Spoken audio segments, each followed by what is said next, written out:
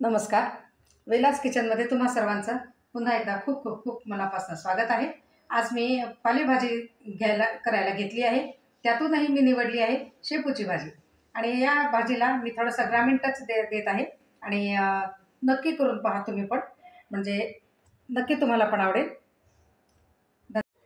तर यासाठी लागणारं साहित्य आहे हिरवा ठेचा, तूर डाळ जी मी भिजवून ठेवलेली आहे तासभर, शेंगदाण्याचं भरड म्हणजे अगदी बारीक नाही घ्यायचं, मोठं घ्यायचं, कांदा आणि टोमॅटो एक, आणि ही शेपूची भाजी मी अर्धी जुडी घेतलेली आहे. म्हणजे एक जुडीपेक्षा अर्धी जुडी, त्यातली अर्धी केली निम्मी, बारीक चिरून स्वच्छ धुवून अशी ठेवलेली आहे. पहा मस्त कोरडी छान झालेली आहे. चला तर मग आता आपण याला सुरुवात करूया.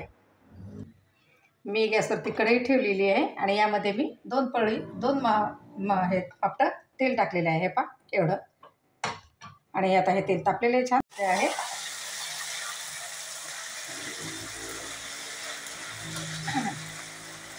आणि आता थोडंसं आपण याला मीठ टाकू थोडंसं, कारण हिरवा ठेचा जो बनवलेला आहे मी, हिरवा ठेचा बनवताना मी त्यामध्ये मीठ, कोथिंबीर आणि लसणाच्या 5-6 पाकळ्या टाकलेल्या आहेत, ज्यामुळे ठेचा अगदी खमंग आणि चवदार होते. आणि ठेचा बनवताना मीठ टाकल्यामुळे याच्यामध्ये थोडंसं मीठ आपण कमी टाकू, नंतर परत मग कमी आहे असं वाटल्यानंतर परत टाकता येतं. पण जास्त जर मीठ झालं तर मग ते अवघड होऊन जाईल, भाजीचं सगळं कारनामा होऊन जाईल. बरं, आणि आणखी एक गोष्ट, शेपूची भाजी म्हटली ना, बरेचसे लहान लेकरांना ना नाकं मुरडतात की कशाला शेपू भाजी नको, आम्हाला अमुकच पाहिजे. पण ही भाजी थोडीशी मी ग्रामीण टच देत आहे या भाजीला. तर अशाही पद्धतीने तुम्ही करून पहा, अगदीच चांगली आणि खूपच खमंगपणा या भाजीमध्ये आहे. नक्कीच तुम्हाला आवडेल. आता यामध्ये आपण ही भिजत ठेवलेली डाळ जी आहे ती आपण टाकू, म्हणजे काय होईल, तेलामध्ये छान परतून निघेल आणि अर्धी डाळ तर पाण्यात भिजलून शिजलेली आहे आणि आता तेलामध्ये परत आणखी ते शिजेल. आणि हा एवढा ठेचा टाकतो आहे आपण, हे दोन्ही पण याला सोबत आपण परतून घ्यायचं आहे. तिखट कमी जास्त तुमच्या आवडीप्रमाणे तुम्ही करू शकता. आत्ता जी मी डाळ टाकलेली आहे ही तूर डाळ आहे बरं का.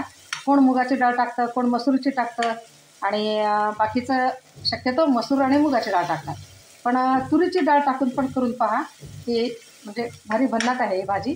आता त्यामध्ये आपण टाकतो हळद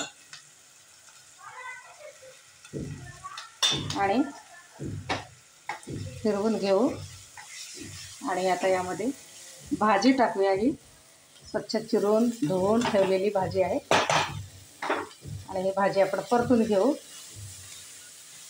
मस्त गॅस फ्लेम थोडीशी कमी, नाहीतर ठसका उठतो.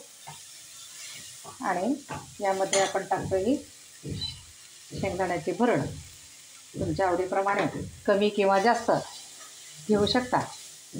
अगदी बारीक कूट करायचं नाही शेंगदाण्याचं, असं जाडसर भरडा ठेवायचा, म्हणजे खूपच छान लागते. आता हे एवढी पण टाकून देईल मी. आणि आता याला थोडंसं पाणी टाकू आणि एक 10 ते 15 मिनटं शिजवण्यासाठी ठेवूया. हे मी थोडंसं आता पाणी टाकत आहे. कच्ची राहायला नको, पाणी थोडंसं जास्त टाकलं तरी चालेल, कारण ते भाजी शिजली पाहिजे. थोडीशी पण कच्चापणा जर भाजीत असेल तर मग पोठं वगैरे बिघडण्याची शक्यता असते बरं का.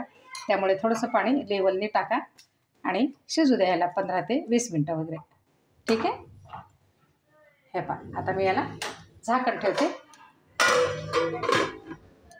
हे पहा, ही अशा भाजी आपली आता झालेली आहे, अगदी तयार, मीडियम, व्यवस्थित, अगदी पाणी पण नाही आणि खूप ड्राय पण नाही, अशी थोडीशी व्यवस्थित भाजी ठेवायची, म्हणजे आपल्याला भाकरीसोबत खूप छान लागते ही तशी खायला.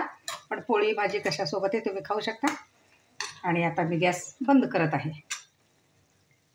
आणि तर अशा प्रकारे आता मी ही शेपूची भाजी बनवलेली आहे, शेपूची. तर तुम्ही पण नक्की करून पहा, आणि आवडलं तर माझ्या चॅनलला सबस्क्राईब करा, लाईक करा आणि शेअर करा. थँक्यू.